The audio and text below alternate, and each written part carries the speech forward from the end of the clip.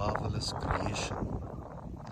We see the beauty and the perfection in which you have created this nature, which inspires us.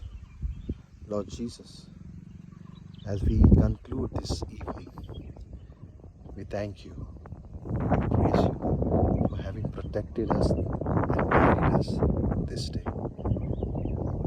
May we go and inspire like nature, refresh our brothers and sisters during the season of Lent, encourage them to be joyful followers of you.